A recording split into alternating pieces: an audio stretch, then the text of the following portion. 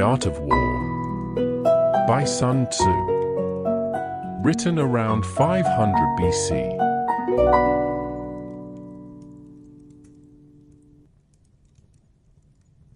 Section 1 of 13. Laying Plans. Sun Tzu said, "The art of war is of vital importance to the state. It is a matter of life and death, a road either to safety or to ruin. Hence it is a subject of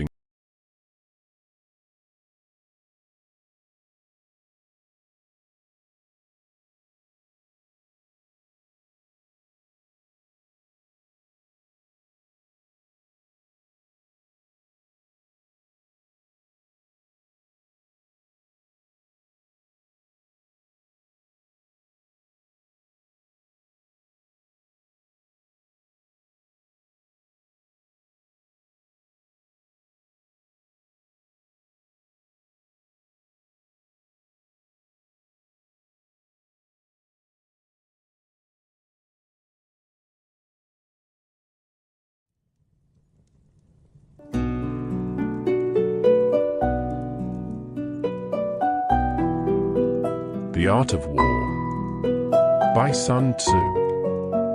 Written around 500 BC.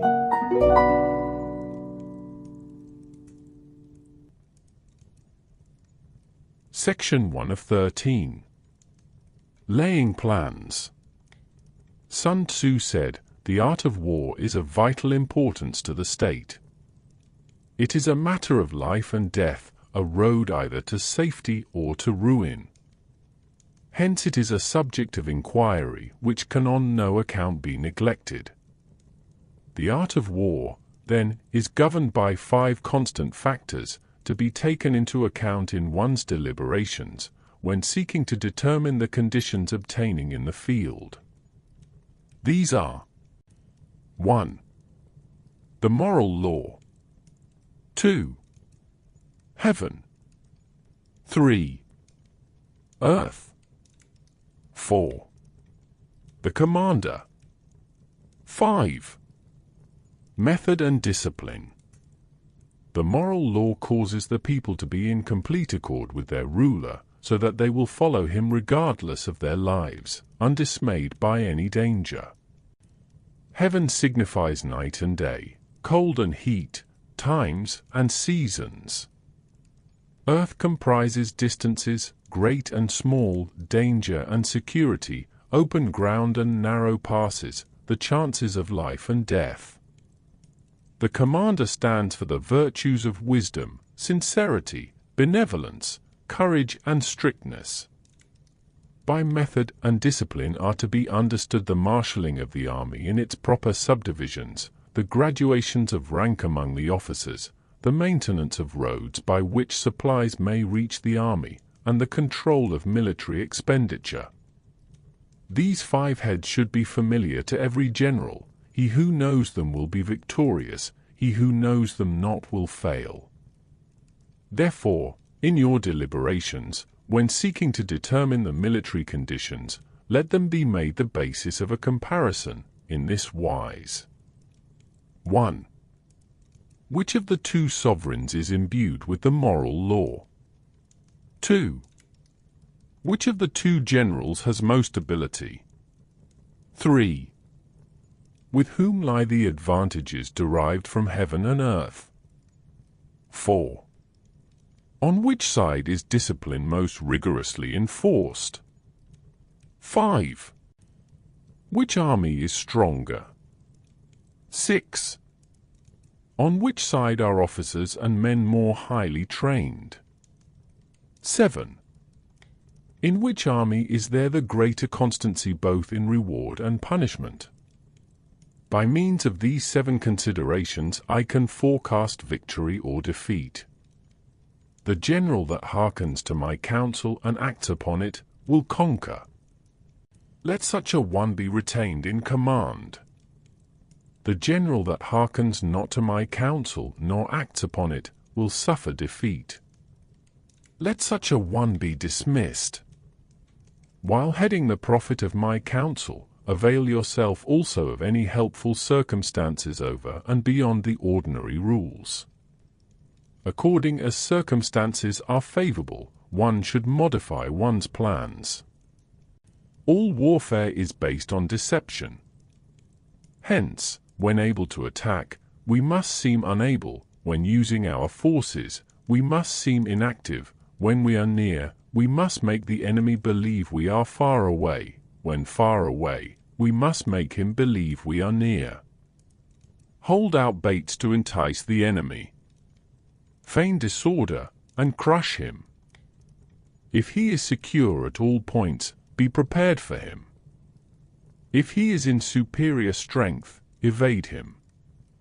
If your opponent is of choleric temper, seek to irritate him. Pretend to be weak, that he may grow arrogant. If he is taking his ease, give him no rest. If his forces are united, separate them. Attack him where he is unprepared, appear where you are not expected. These military devices, leading to victory, must not be divulged beforehand. Now the general who wins a battle makes many calculations in his temple before the battle is fought. The general who loses a battle makes but few calculations beforehand. Thus do many calculations lead to victory, and few calculations to defeat; how much more no calculation at all? It is by attention to this point that I can foresee who is likely to win or lose. Section 2. Waging War. Sun Tzu said, "In the operations of war, where there are in the field 1,000 swift chariots, as many heavy chariots, and 100,000 mail-clad soldiers, with provisions enough to carry them 1,000 li, the expenditure at home and at the front, including entertainment of guests, small items such as glue and paint, and some spent on chariots and armor, will reach the total of 1,000 ounces of silver per day.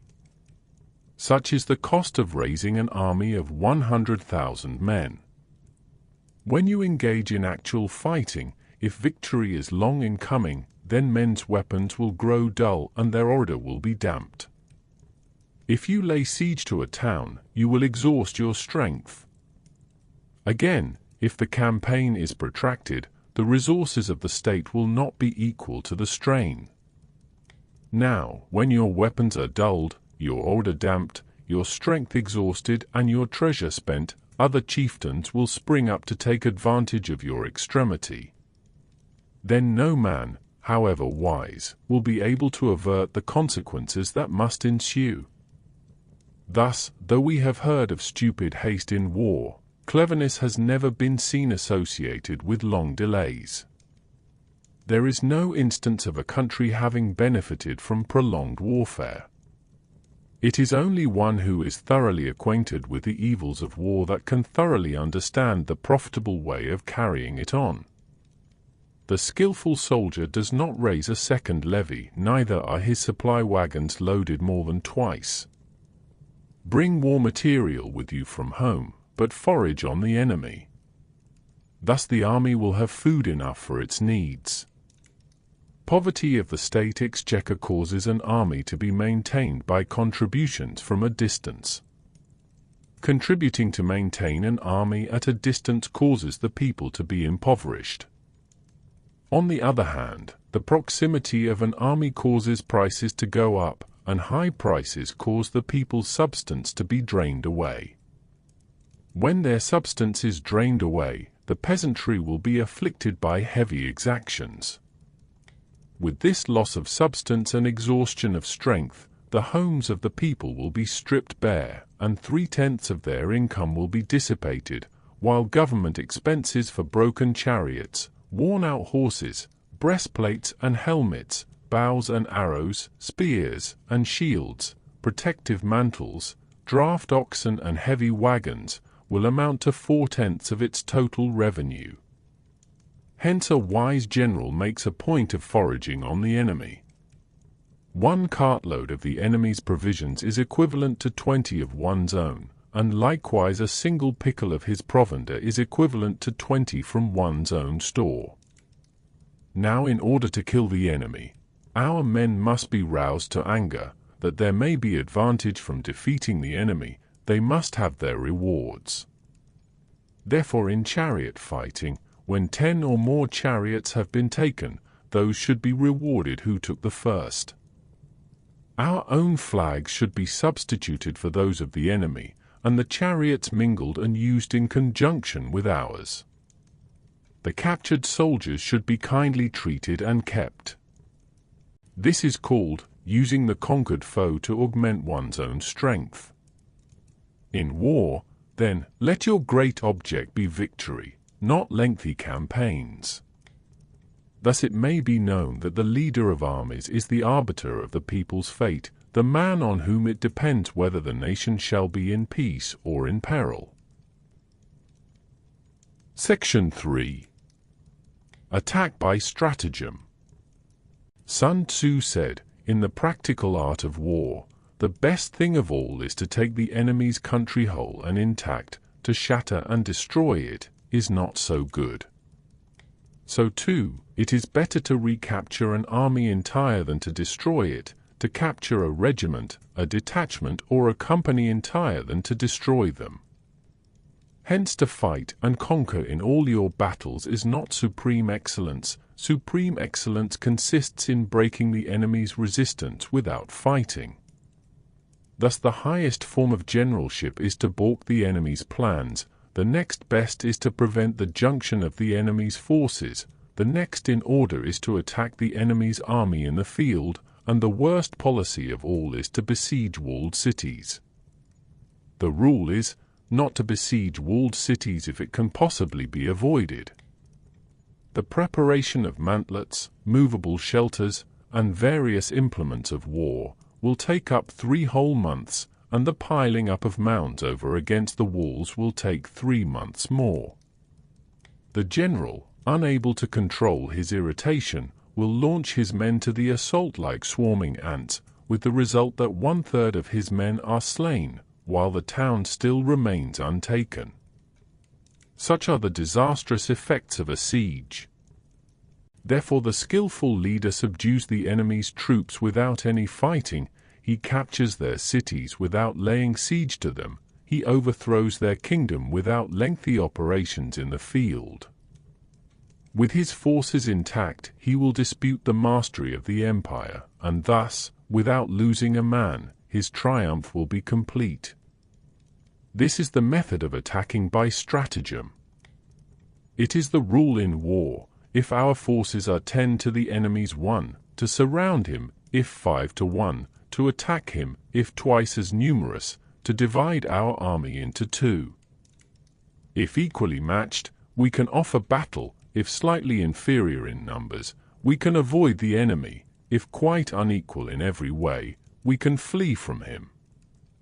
Hence, though an obstinate fight may be made by a small force, in the end it must be captured by the larger force.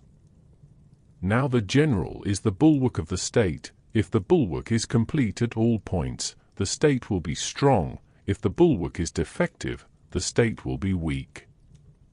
There are 3 ways in which a ruler can bring misfortune upon his army. 1. By commanding the army to advance or to retreat, being ignorant of the fact that it cannot obey. This is called hobbling the army. 2. By attempting to govern an army in the same way as he administers a kingdom, being ignorant of the conditions which obtain in an army. This causes restlessness in the soldiers' minds. 3. By employing the officers of his army without discrimination, through ignorance of the military principle of adaptation to circumstances. This shakes the confidence of the soldiers. But when the army is restless and distrustful, trouble is sure to come from the other feudal princes. This is simply bringing anarchy into the army, and flinging victory away. Thus we may know that there are 5 essentials for victory. 1. He will win who knows when to fight and when not to fight. 2. He will win who knows how to handle both superior and inferior forces. 3. He will win whose army is animated by the same spirit throughout all its ranks. 4. He will win who prepared himself, waits to take the enemy unprepared. 5. He will win who has military capacity and is not interfered with by the sovereign. Hence the saying, if you know the enemy and know yourself, you need not fear the result of 100 battles. If you know yourself but not the enemy, for every victory gained you will also suffer a defeat. If you know neither the enemy nor yourself, you will succumb in every battle. Section 4. Tactical Dispositions. Sun Tzu said, "The good fighters of old first put themselves beyond the possibility of defeat, and then waited for an opportunity of defeating the enemy." To secure ourselves against defeat lies in our own hands, but the opportunity of defeating the enemy is provided by the enemy himself. Thus the good fighter is able to secure himself against defeat, but cannot make certain of defeating the enemy. Hence the saying, one may know how to conquer without being able to do it. Security against defeat implies defensive tactics. His ability to defeat the enemy means taking the offensive. Standing on the defensive indicates insufficient strength, attacking, a superabundance of strength. The general who is skilled in defense hides in the most secret recesses of the earth. He who is skilled in attack flashes forth from the topmost heights of heaven. Thus on the one hand, we have ability to protect ourselves, on the other, a victory that is complete. To see victory only when it is within the ken of the common herd is not the acme of excellence. Neither is it the acme of excellence if you fight and conquer, and the whole empire says, "Well done." To lift an autumn hair is no sign of great strength, to see the sun and moon is no sign of sharp sight, to hear the noise of thunder is no sign of a quick ear. What the ancients called a clever fighter is one who not only wins, but excels in winning with ease. Hence his victories bring him neither reputation for wisdom nor credit for courage. He wins his battles by making no mistakes. Making no mistakes is what establishes the certainty of victory, for it means conquering an enemy that is already defeated. Hence the skillful fighter puts himself into a position which makes defeat impossible, and does not miss the moment for defeating the enemy.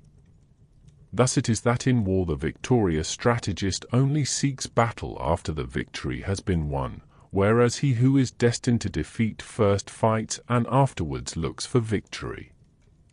The consummate leader cultivates the moral law, and strictly adheres to method and discipline. Thus it is in his power to control success. In respect of military method, we have, firstly, measurement, secondly, estimation of quantity, thirdly, calculation, fourthly, balancing of chances, fifthly, victory. Measurement owes its existence to earth, estimation of quantity to measurement, calculation to estimation of quantity, balancing of chances to calculation, and victory to balancing of chances. A victorious army opposed to a routed one is as a pound's weight placed in the scale against a single grain. The onrush of a conquering force is like the bursting of pent-up waters into a chasm 1,000 fathoms deep. Section 5. Energy. Sun Tzu said, "The control of a large force is the same principle as the control of a few men. It is merely a question of dividing up their numbers." Fighting with a large army under your command is nowise different from fighting with a small one. It is merely a question of instituting signs and signals to ensure that your whole host may withstand the brunt of the enemy's attack and remain unshaken. This is effected by maneuvers direct and indirect. that the impact of your army may be like a grindstone dashed against an egg. This is affected by the science of weak points and strong. In all fighting, the direct method may be used for joining battle, but indirect methods will be needed in order to secure victory. Indirect tactics, efficiently applied, are inexhaustible as heaven and earth, unending as the flow of rivers and streams. Like the sun and moon, they end, but to begin anew, like the four seasons, they pass away to return once more. There are not more than 5 musical notes, yet the combinations of these 5 give rise to more melodies than can ever be heard. There are not more than 5 primary colors, blue, yellow, red, white, and black, yet in combination they produce more hues than can ever be seen. There are not more than 5 cardinal tastes, sour, acrid, salt, sweet, bitter, yet combinations of them yield more flavors than can ever be tasted. In battle, there are not more than 2 methods of attack, the direct and the indirect. Yet these 2 in combination give rise to an endless series of maneuvers. The direct and the indirect lead on to each other in turn. It is like moving in a circle. You never come to an end. Who can exhaust the possibilities of their combination? The onset of troops is like the rush of a torrent which will even roll stones along in its course. The quality of decision is like the well-timed swoop of a falcon which enables it to strike and destroy its victim. Therefore the good fighter will be terrible in his onset and prompt in his decision. Energy may be likened to the bending of a crossbow, decision to the releasing of a trigger. Amid the turmoil and tumult of battle, there may be seeming disorder and yet no real disorder at all. Amid confusion and chaos, your array may be without head or tail, yet it will be proof against defeat. Simulated disorder postulates perfect discipline, simulated fear postulates courage, simulated weakness postulates strength. Hiding order beneath the cloak of disorder is simply a question of subdivision. Concealing courage under a show of timidity presupposes a fund of latent energy. Masking strength with weakness is to be effected by tactical dispositions. Thus one who is skillful at keeping the enemy on the move maintains deceitful appearances, according to which the enemy will act. He sacrifices something, that the enemy may snatch at it. By holding out baits, he keeps him on the march, then with a body of picked men he lies in wait for him. The clever combatant looks to the effect of combined energy, and does not require too much from individuals. Hence his ability to pick out the right men and utilize combined energy. When he utilizes combined energy, his fighting men become as it were like unto rolling logs or stones.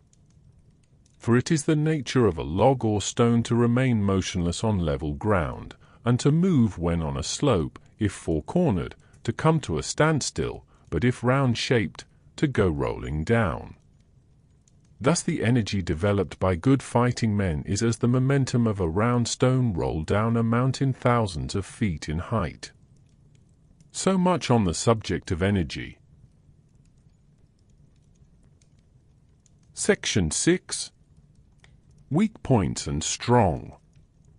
Sun Tzu said, "Whoever is first in the field and awaits the coming of the enemy will be fresh for the fight. Whoever is second in the field and has to hasten to battle will arrive exhausted." Therefore the clever combatant imposes his will on the enemy, but does not allow the enemy's will to be imposed on him. By holding out advantages to him, he can cause the enemy to approach of his own accord, or, by inflicting damage, he can make it impossible for the enemy to draw near. If the enemy is taking his ease, he can harass him. If well supplied with food, he can starve him out. If quietly encamped, he can force him to move. Appear at points which the enemy must hasten to defend. March swiftly to places where you are not expected. An army may march great distances without distress if it marches through country where the enemy is not. You can be sure of succeeding in your attacks if you only attack places which are undefended. You can ensure the safety of your defense if you only hold positions that cannot be attacked. Hence that general is skillful in attack whose opponent does not know what to defend, and he is skillful in defense whose opponent does not know what to attack. O divine art of subtlety and secrecy! Through you we learn to be invisible, through you inaudible, and hence we can hold the enemy's fate in our hands. You may advance and be absolutely irresistible. If you make for the enemy's weak points, you may retire and be safe from pursuit if your movements are more rapid than those of the enemy. If we wish to fight, the enemy can be forced to an engagement even though he be sheltered behind a high rampart and a deep ditch. All we need do is attack some other place that he will be obliged to relieve. If we do not wish to fight, we can prevent the enemy from engaging us even though the lines of our encampment be merely traced out on the ground. All we need do is to throw something odd and unaccountable in his way. By discovering the enemy's dispositions and remaining invisible ourselves, we can keep our forces concentrated, while the enemy's must be divided. We can form a single united body, while the enemy must split up into fractions. Hence there will be a whole pitted against separate parts of a whole, which means that we shall be many to the enemy's few. And if we are able thus to attack an inferior force with a superior one, our opponent will be in dire straits. The spot where we intend to fight must not be made known, for then the enemy will have to prepare against a possible attack at several different points, and his forces being thus distributed in many directions, the numbers we shall have to face at any given point will be proportionately few. For should the enemy strengthen his van, he will weaken his rear. Should he strengthen his rear, he will weaken his van. Should he strengthen his left, he will weaken his right. Should he strengthen his right, he will weaken his left. If he sends reinforcements everywhere, he will everywhere be weak. Numerical weakness comes from having to prepare against possible attacks, numerical strength, from compelling our adversary to make these preparations against us. Knowing the place and the time of the coming battle, we may concentrate from the greatest distances in order to fight. But if neither time nor place be known, then the left wing will be impotent to succor the right equally impotent to succor the left, the van unable to relieve the rear, or the rear to support the van. How much more so if the furthest portions of the army are anything under 100 li apart, and even the nearest are separated by several li. Though according to my estimate the soldiers of you exceed our own in number, that shall advantage them nothing in the matter of victory. I say then that victory can be achieved. Though the enemy be stronger in numbers, we may prevent him from fighting. Scheme so as to discover his plans and the likelihood of their success. Rouse him and learn the principle of his activity or inactivity. Force him to reveal himself, so as to find out his vulnerable spots. Carefully compare the opposing army with your own, so that you may know where strength is superabundant and where it is deficient. In making tactical dispositions, the highest pitch you can attain is to conceal them. Conceal your dispositions, and you will be safe from the prying of the subtlest spies, from the machinations of the wisest brains. How victory may be produced for them out of the enemy's own tactics, that is what the multitude cannot comprehend. All men can see the tactics whereby I conquer, but what none can see is the strategy out of which victory is evolved. Do not repeat the tactics which have gained you one victory, but let your methods be regulated by the infinite variety of circumstances. Military tactics are like unto water, for water in its natural course runs away from high places and hastens downwards. So in war, The way is to avoid what is strong and to strike at what is weak. Water shapes its course according to the nature of the ground over which it flows. The soldier works out his victory in relation to the foe whom he is facing. Therefore, just as water retains no constant shape, so in warfare there are no constant conditions. He who can modify his tactics in relation to his opponent and thereby succeed in winning may be called a heaven-born captain. The 5 elements, water, fire, wood, metal, earth, are not always equally predominant. The 4 seasons make way for each other in turn. There are short days and long, and the moon has its periods of waning and waxing. Section 7. Maneuvering.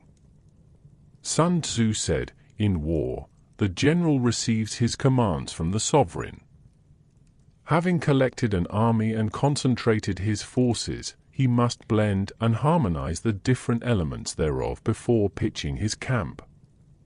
After that comes tactical maneuvering, than which there is nothing more difficult. The difficulty of tactical maneuvering consists in turning the devious into the direct and misfortune into gain. Thus, to take a long and circuitous route, after enticing the enemy out of the way, and though starting after him, to contrive to reach the goal before him, shows knowledge of the artifice of deviation. Maneuvering with an army is advantageous, with an undisciplined multitude most dangerous. If you set a fully equipped army in march in order to snatch an advantage, the chances are that you will be too late. On the other hand, to detach a flying column for the purpose involves the sacrifice of its baggage and stores. Thus, if you order your men to roll up their buff coats and make forced marches without halting day or night, covering double the usual distance at a stretch, doing 100 li in order to wrest an advantage, the leaders of all your 3 divisions will fall into the hands of the enemy. The stronger men will be in front, the jaded ones will fall behind, and on this plan only 1/10 of your army will reach its destination. If you march 50 li in order to outmaneuver the enemy, you will lose the leader of your 1st division, and only half your force will reach the goal. If you march 30 li with the same object, 2/3 of your army will arrive. We may take it then that an army without its baggage train is lost, without provisions it is lost, without bases of supply it is lost. We cannot enter into alliances until we are acquainted with the designs of our neighbors. We are not fit to lead an army on the march unless we are familiar with the face of the country, its mountains and forests, its pitfalls and precipices, its marshes and swamps. We shall be unable to turn natural advantage to account unless we make use of local guides. In war, practice dissimulation, and you will succeed. Whether to concentrate or to divide your troops must be decided by circumstances. Let your rapidity be that of the wind, your compactness that of the forest. In raiding and plundering be like fire, is immovability like a mountain. Let your plans be dark and impenetrable as night, and when you move, fall like a thunderbolt. When you plunder a countryside, let the spoil be divided amongst your men. When you capture new territory, cut it up into allotments for the benefit of the soldiery. Ponder and deliberate before you make a move. He will conquer who has learnt the artifice of deviation. Such is the art of maneuvering. The Book of Army Management says, on the field of battle, the spoken word does not carry far enough, hence the institution of gongs and drums. Nor can ordinary objects be seen clearly enough, hence the institution of banners and flags. Gongs and drums, banners and flags are means whereby the ears and eyes of the host may be focused on one particular point. The host thus forming a single united body, is it impossible either for the brave to advance alone, or for the cowardly to retreat alone. This is the art of handling large masses of men. In night fighting, then, make much use of signal fires and drums, and in fighting by day, of flags and banners, as a means of influencing the ears and eyes of your army. A whole army may be robbed of its spirit, a commander-in-chief may be robbed of his presence of mind. Now a soldier's spirit is keenest in the morning, by noonday it has begun to flag, and in the evening, his mind is bent only on returning to camp. A clever general, therefore, avoids an army when its spirit is keen, but attacks it when it is sluggish and inclined to return. This is the art of studying moods. Disciplined and calm, to await the appearance of disorder and hubbub amongst the enemy, this is the art of retaining self-possession. To be near the goal while the enemy is still far from it, to wait at ease while the enemy is toiling and struggling, to be well fed while the enemy is famished, this is the art of husbanding one's strength. To refrain from intercepting an enemy whose banners are in perfect order, to refrain from attacking an army drawn up in calm and confident array, this is the art of studying circumstances. It is a military axiom not to advance uphill against the enemy, nor to oppose him when he comes downhill. Do not pursue an enemy who simulates flight, do not attack soldiers whose temper is keen. Do not swallow bait offered by the enemy. Do not interfere with an army that is returning home.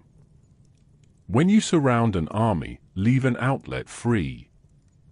Do not press a desperate foe too hard. Such is the art of warfare. Section 8. Variation in tactics. Sun Tzu said, in war, the general receives his commands from the sovereign, collects his army and concentrates his forces. When in difficult country, do not encamp. In country where high roads intersect, join hands with your allies. Do not linger in dangerously isolated positions. In hemmed-in situations, you must resort to stratagem. In desperate position, you must fight.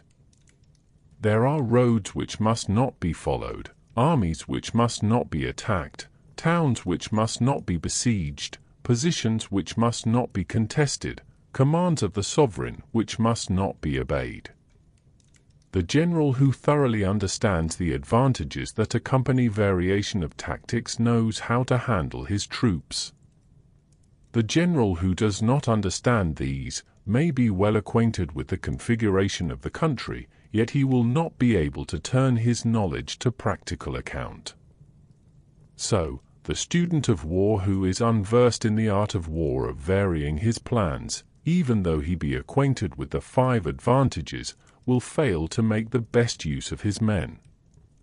Hence in the wise leader's plans, considerations of advantage and of disadvantage will be blended together. If our expectation of advantage be tempered in this way, we may succeed in accomplishing the essential part of our schemes. If, on the other hand, in the midst of difficulties, we are always ready to seize an advantage, we may extricate ourselves from misfortune.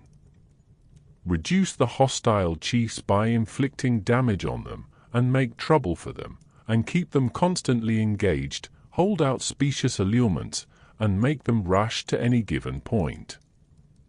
The art of war teaches us to rely not on the likelihood of the enemy's not coming, but on our own readiness to receive him, not on the chance of his not attacking, but rather on the fact that we have made our position unassailable.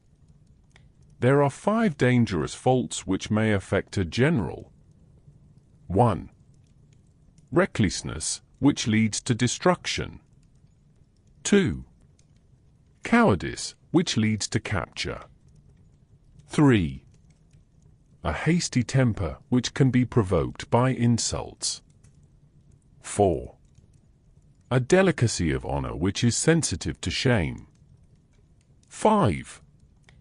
Over-solicitude for his men, which exposes him to worry and trouble. These are the 5 besetting sins of a general, ruinous to the conduct of war.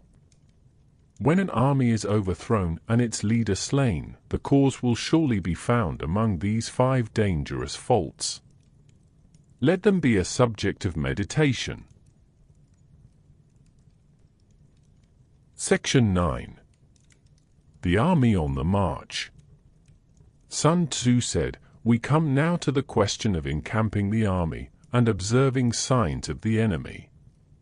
Pass quickly over mountains and keep in the neighborhood of valleys.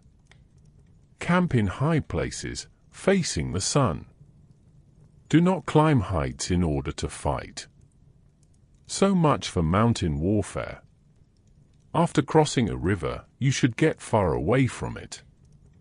When an invading force crosses a river in its onward march, do not advance to meet it in midstream. It will be best to let half the army get across, and then deliver your attack. If you are anxious to fight, you should not go to meet the invader near a river which he has to cross. Moor your craft higher up than the enemy, and facing the sun. Do not move upstream to meet the enemy. So much for river warfare. In crossing salt marshes, your sole concern should be to get over them quickly, without any delay.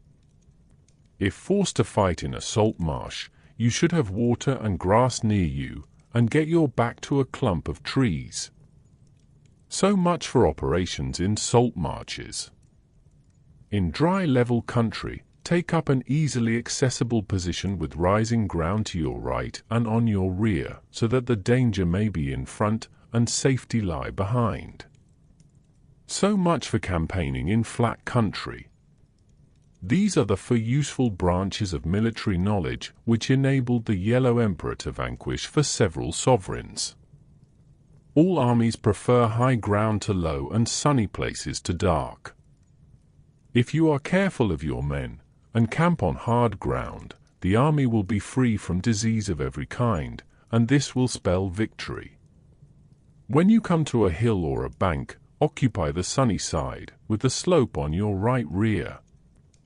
Thus you will at once act for the benefit of your soldiers and utilize the natural advantages of the ground. When, in consequence of heavy rains up country, a river which you wish to ford is swollen and flecked with foam, you must wait until it subsides. Country in which there are precipitous cliffs with torrents running between, deep natural hollows, confined places, tangled thickets, quagmires, and crevasses, should be left with all possible speed and not approached. While we keep away from such places, we should get the enemy to approach them. While we face them, we should let the enemy have them on his rear. If in the neighborhood of your camp there should be any hilly country, ponds surrounded by aquatic grass, hollow basins filled with reeds, or woods with thick undergrowth, they must be carefully routed out and searched, for these are places where men in ambush or insidious spies are likely to be lurking. When the enemy is close at hand and remains quiet, he is relying on the natural strength of his position. When he keeps aloof and tries to provoke a battle, he is anxious for the other side to advance. If his place of encampment is easy of access, he is tendering a bait. Movement amongst the trees of a forest shows that the enemy is advancing. The appearance of a number of screens in the midst of thick grass means that the enemy wants to make us suspicious. The rising of birds in their flight is the sign of an ambuscade. Startled beasts indicate that a sudden attack is coming. When there is dust rising in a high column, it is the sign of chariots advancing. When the dust is low, but spread over a wide area, it betokens the approach of infantry. When it branches out in different directions, it shows that parties have been sent to collect firewood. A few clouds of dust moving to and fro signify that the army is encamping. Humble words and increased preparations are signs that the enemy is about to advance.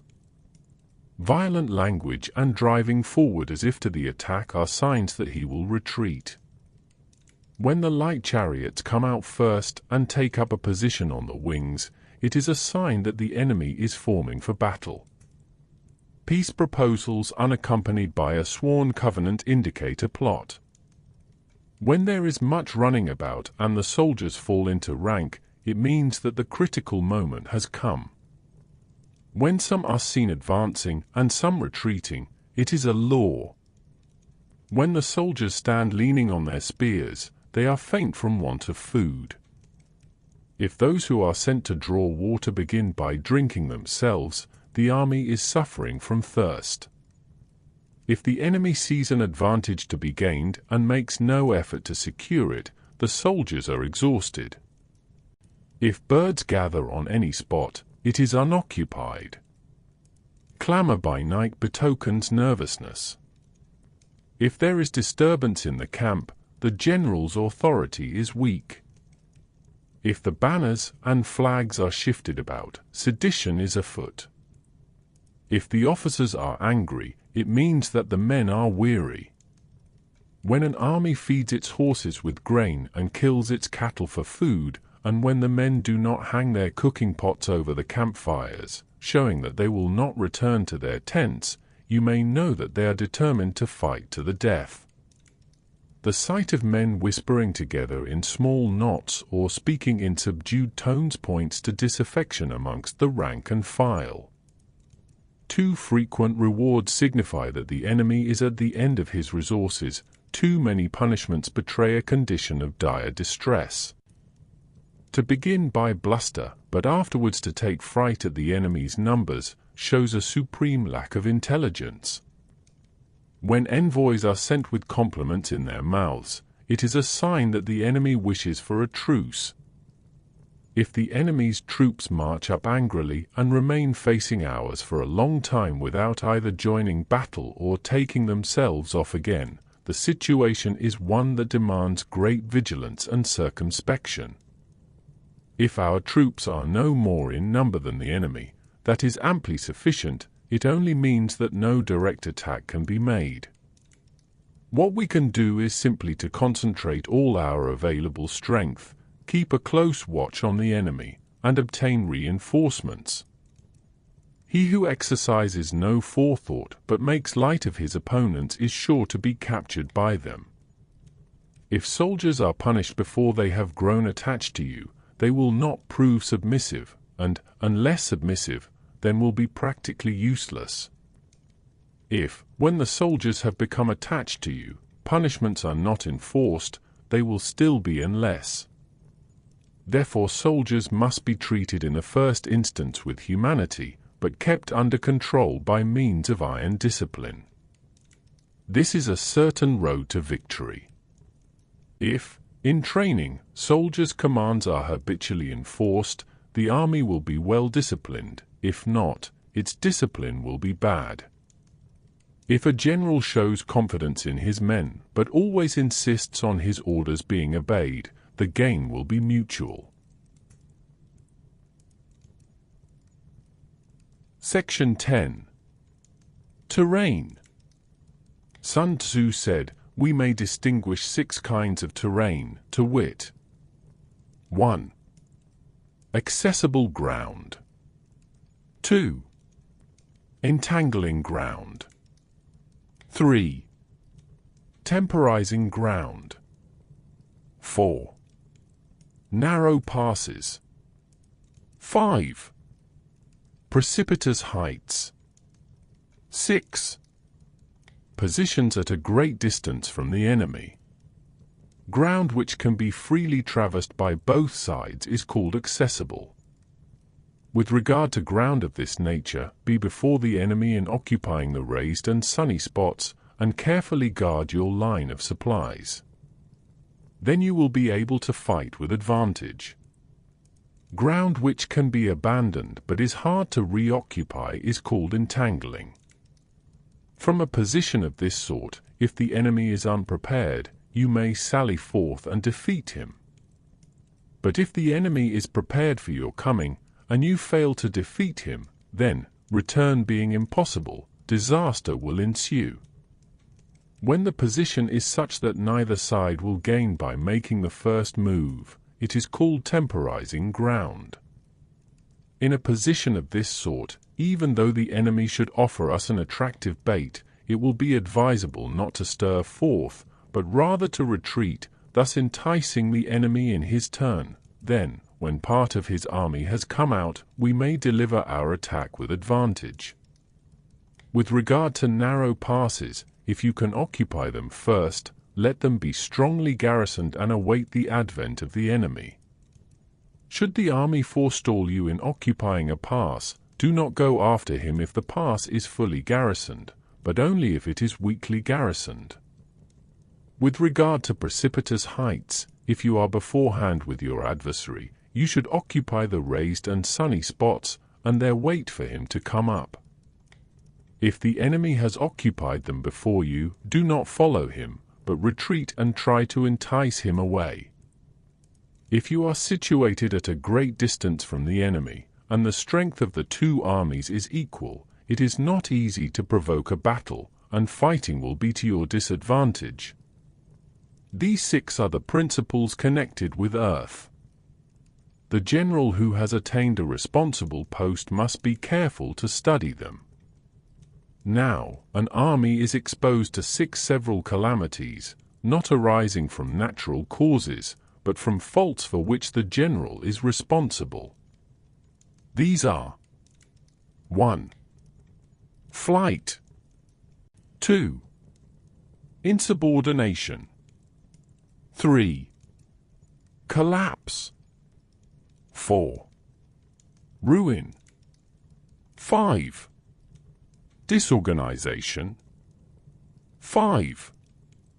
Rout. Other conditions being equal, if one force is hurled against another 10 times its size, the result will be the flight of the former. When the common soldiers are too strong and their officers too weak, the result is insubordination. When the officers are too strong and the common soldiers too weak, the result is collapse. When the higher officers are angry and insubordinate, and on meeting the enemy give battle on their own account from a feeling of resentment, before the commander-in-chief can tell whether or no he is in a position to fight, the result is ruin. When the general is weak and without authority, when his orders are not clear and distinct, when there are no fixed duties assigned to officers and men, and the ranks are formed in a slovenly haphazard manner, the result is utter disorganization. When a general, unable to estimate the enemy's strength, allows an inferior force to engage a larger one, or hurls a weak detachment against a powerful one, and neglects to place picked soldiers in the front rank, the result must be rout. These are 6 ways of courting defeat, which must be carefully noted by the general who has attained a responsible post. The natural formation of the country is the soldier's best ally, but a power of estimating the adversary, of controlling the forces of victory, and of shrewdly calculating difficulties, dangers, and distances, constitutes the test of a great general. He who knows these things, and in fighting puts his knowledge into practice, will win his battles. He who knows them not, nor practices them, will surely be defeated. If fighting is sure to result in victory, then you must fight, even though the ruler forbid it. If fighting will not result in victory, then you must not fight even at the ruler's bidding. The general who advances without coveting fame and retreats without fearing disgrace, whose only thought is to protect his country and do good service for his sovereign, is the jewel of the kingdom. Regard your soldiers as your children, and they will follow you into the deepest valleys. Look upon them as your own beloved sons, and they will stand by you even unto death. If, however, you are indulgent, but unable to make your authority felt, kind-hearted, but unable to enforce your commands, and incapable, moreover, of quelling disorder, then your soldiers must be likened to spoilt children. They are useless for any practical purpose. If we know that our own men are in a condition to attack, but are unaware that the enemy is not open to attack, we have gone only halfway towards victory. If we know that the enemy is open to attack, but are unaware that our own men are not in a condition to attack, we have gone only halfway towards victory. If we know that the enemy is open to attack, and also know that our men are in a condition to attack, but are unaware that the nature of the ground makes fighting impracticable, we have still gone only halfway towards victory. Hence the experienced soldier, once in motion, is never bewildered. Once he has broken camp, he is never at a loss. Hence the saying, if you know the enemy and know yourself, your victory will not stand in doubt. If you know heaven and know earth, you may make your victory complete. Section 11. The 9 situations. Sun Tzu said, the art of war recognizes 9 varieties of ground. 1. Dispersive ground. 2. Facile ground. 3. Contentious ground. 4. Open ground. 5. Ground of intersecting highways. 6. Serious ground. 7. Difficult ground. 8. Hemmed-in ground. 9. Desperate ground. When a chieftain is fighting in his own territory, it is dispersive ground. When he has penetrated into hostile territory, but to no great distance, it is facile ground. Ground the possession of which imports great advantage to either side is contentious ground. Ground on which each side has liberty of movement is open ground. Ground which forms the key to 3 contiguous states, so that he who occupies it first has most of the empire at his command, is a ground of intersecting highways. When an army has penetrated into the heart of a hostile country, leaving a number of fortified cities in its rear, it is serious ground. Mountain forests, rugged steeps, marshes and fens. All country that is hard to traverse, this is difficult ground. Ground which is reached through narrow gorges, and from which we can only retire by tortuous paths, so that a small number of the enemy would suffice to crush a large body of our men. This is hemmed-in ground. Ground on which we can only be saved from destruction by fighting without delay is desperate ground. On dispersive ground, therefore, fight not. On facile ground, halt not. On contentious ground, attack not. On open ground, do not try to block the enemy's way. On the ground of intersecting highways, join hands with your allies. On serious ground, gather in plunder. In difficult ground, keep steadily on the march. On hemmed-in ground, resort to stratagem. On desperate ground, fight.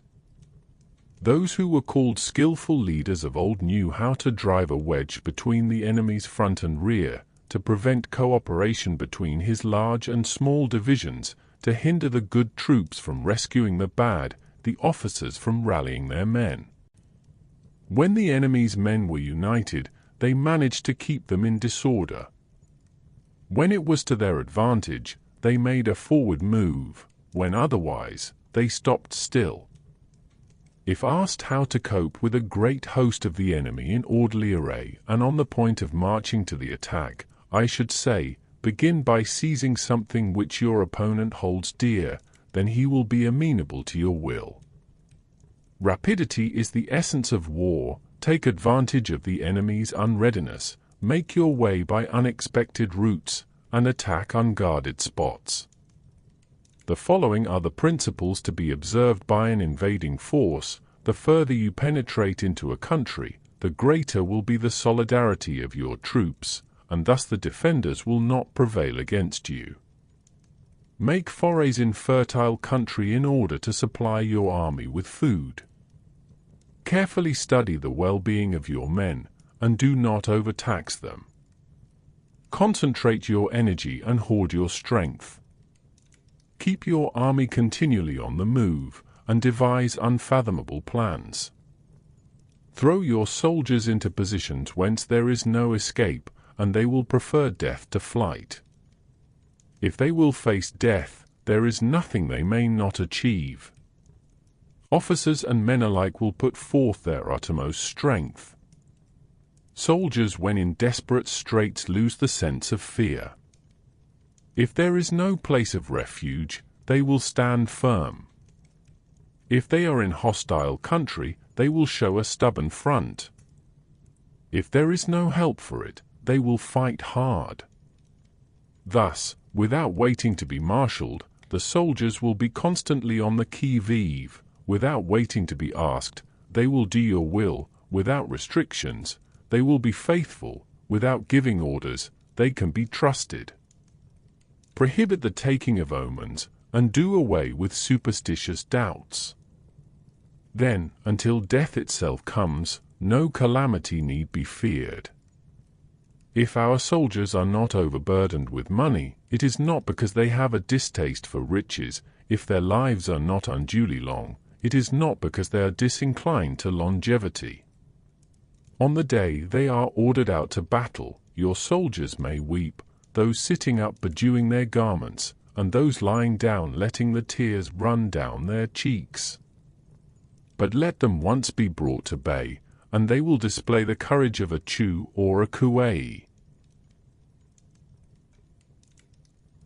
The skillful tactician may be likened to the Shuai-Jan. Now, the Shuai-Jan is a snake that is found in the Chung Mountains.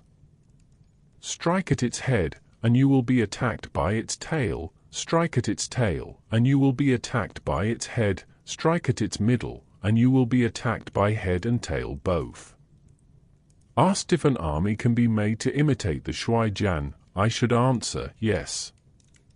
For the men of Wu and the men of Yu are enemies, yet if they are crossing a river in the same boat and are caught by a storm, they will come to each other's assistance just as the left hand helps the right.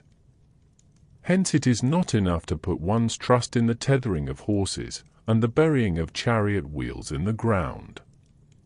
The principle on which to manage an army is to set up one standard of courage which all must reach. How to make the best of both strong and weak?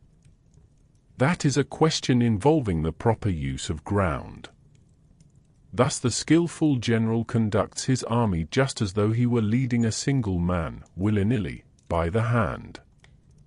It is the business of a general to be quiet and thus ensure secrecy, upright and just, and thus maintain order. He must be able to mystify his officers and men by false reports and appearances, and thus keep them in total ignorance. By altering his arrangements and changing his plans, he keeps the enemy without definite knowledge. By shifting his camp and taking circuitous routes, he prevents the enemy from anticipating his purpose. At the critical moment, the leader of an army acts like one who has climbed up a height and then kicks away the ladder behind him. He carries his men deep into hostile territory before he shows his hand.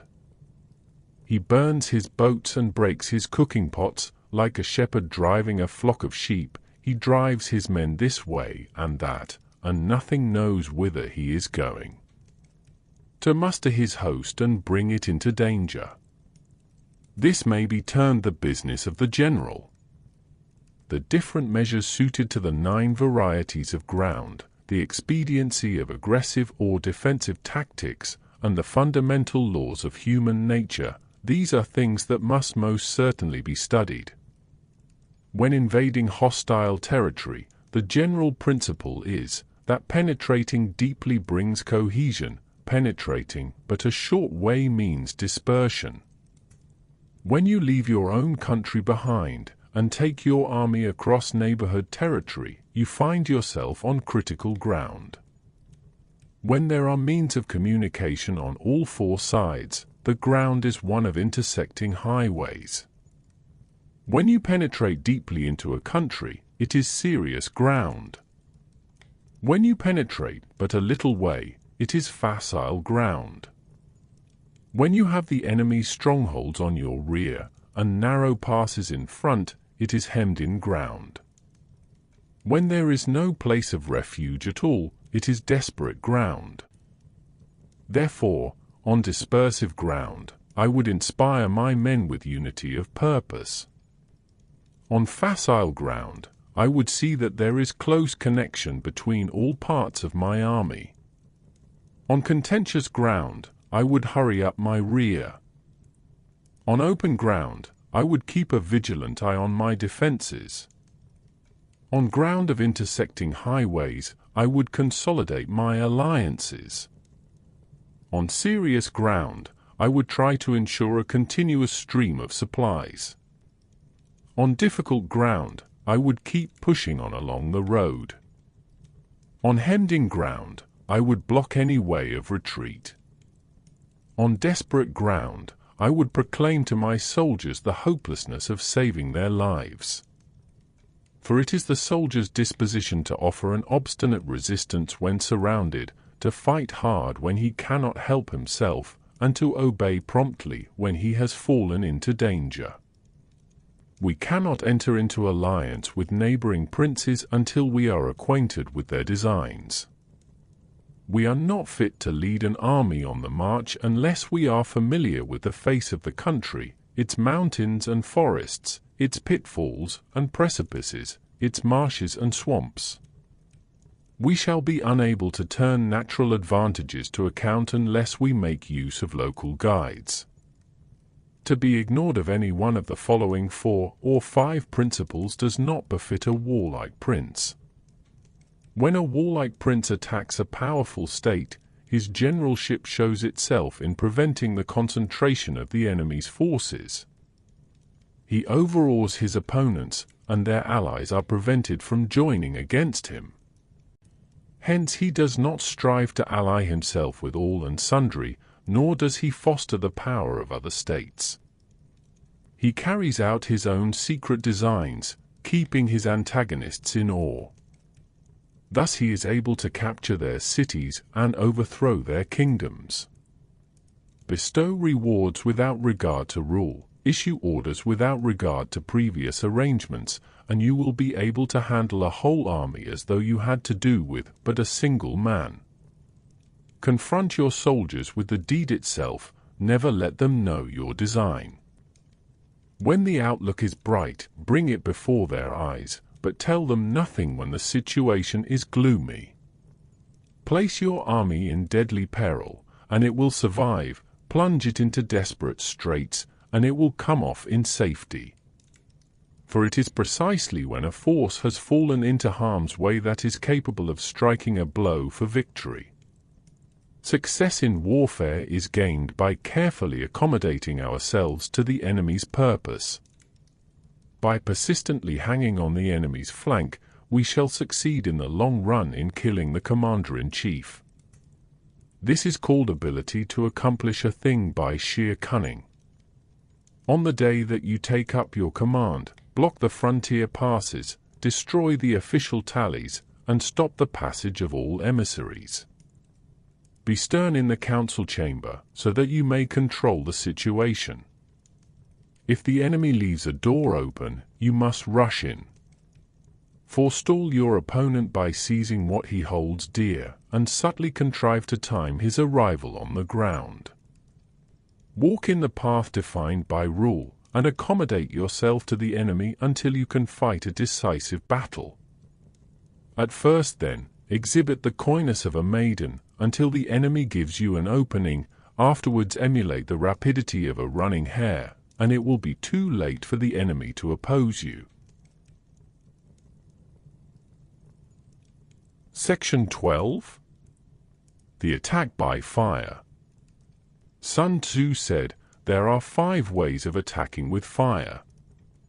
The first is to burn soldiers in their camp, the second is to burn stores, the third is to burn baggage trains, the fourth is to burn arsenals and magazines, the fifth is to hurl dropping fire amongst the enemy.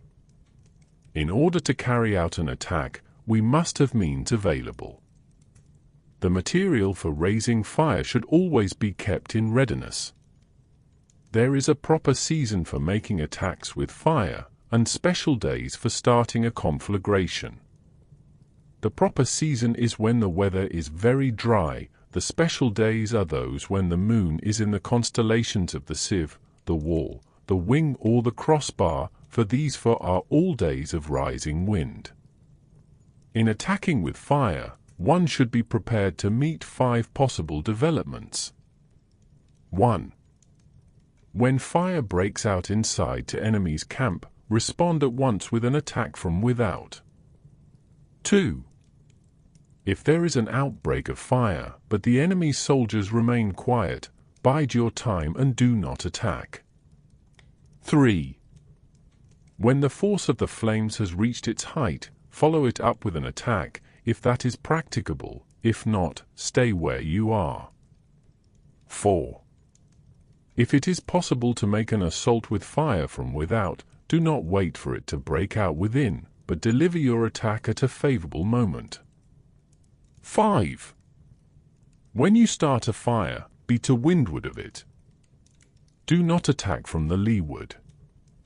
A wind that rises in the daytime lasts long, but a night breeze soon falls. In every army, the 5 developments connected with fire must be known, the movements of the stars calculated, and a watch kept for the proper days. Hence those who use fire as an aid to the attack show intelligence, those who use water as an aid to the attack gain an accession of strength. By means of water, an enemy may be intercepted, but not robbed of all his belongings.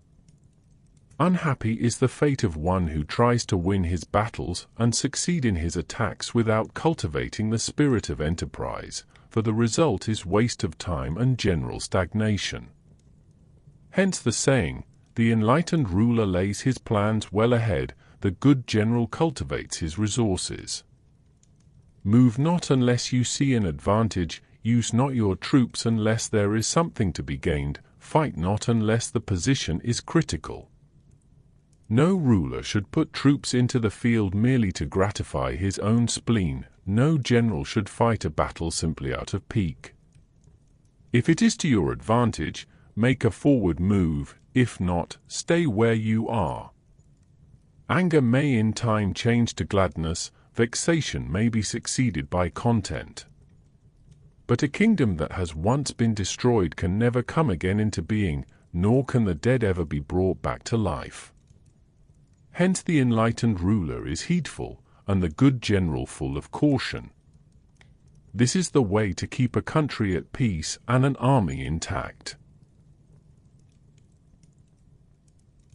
13th and final section. The use of spies. Sun Tzu said, raising a host of 100,000 men and marching them great distances entails heavy loss on the people and a drain on the resources of the state. The daily expenditure will amount to 1,000 ounces of silver. There will be commotion at home and abroad, and men will drop down exhausted on the highways. As many as 700,000 families will be impeded in their labor. Hostile armies may face each other for years, striving for the victory which is decided in a single day. This being so, to remain in ignorance of the enemy's condition simply because one grudges the outlay of 100 ounces of silver in honors and emoluments is the height of inhumanity. One who acts thus is no leader of men, no present help to his sovereign, no master of victory. Thus, what enables the wise sovereign and the good general to strike and conquer, and achieve things beyond the reach of ordinary men, is foreknowledge.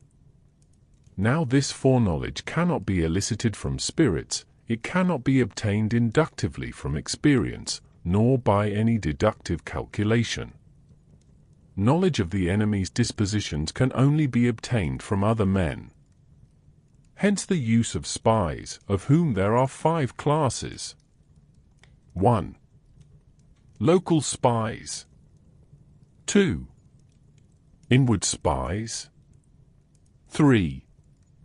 Converted spies. 4. Doomed spies. 5. Surviving spies.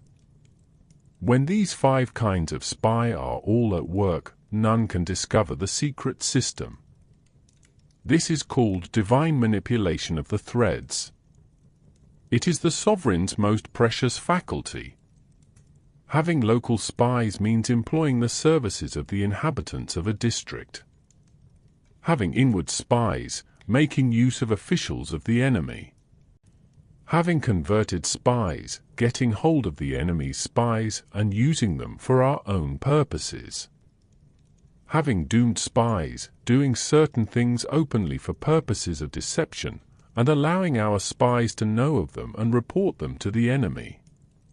Finally, surviving spies are those who bring back news from the enemy's camp. Hence it is that which none in the whole army are more intimate relations to be maintained than with spies. None should be more liberally rewarded. In no other business should greater secrecy be preserved. Spies cannot be usefully employed without a certain intuitive sagacity. They cannot be properly managed without benevolence and straightforwardness. Without subtle ingenuity of mind, one cannot make certain of the truth of their reports. Be subtle, and use your spies for every kind of business. If a secret piece of news is divulged by a spy before the time is ripe, he must be put to death together with the man to whom the secret was told. Whether the object be to crush an army, to storm a city, or to assassinate an individual, it is always necessary to begin by finding out the names of the attendants, the aides-de-camp, and doorkeepers and sentries of the general in command. Our spies must be commissioned to ascertain these. The enemy's spies who have come to spy on us must be sought out, tempted with bribes, led away and comfortably housed. Thus they will become converted spies and available for our service. It is through the information brought by the converted spy that we are able to acquire and employ local and inward spies. It is owing to his information, again, that we can cause the doomed spy to carry false tidings to the enemy. Lastly, it is by his information that the surviving spy can be used on appointed occasions. The end and aim of spying in all its 5 varieties is knowledge of the enemy, and this knowledge can only be derived, in the first instance, from the converted spy. Hence it is essential that the converted spy be treated with the utmost liberality. Of old, the rise of the Yin dynasty was due to Ai Qi, who had served under the Seal.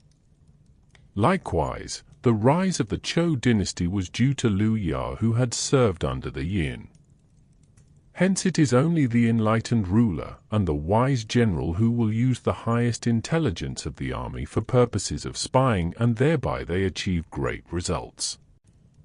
Spies are a most important element in war because on them depends an army's ability to move. This is the end of today's story time on the Art of War by Sun Tzu. See you next time.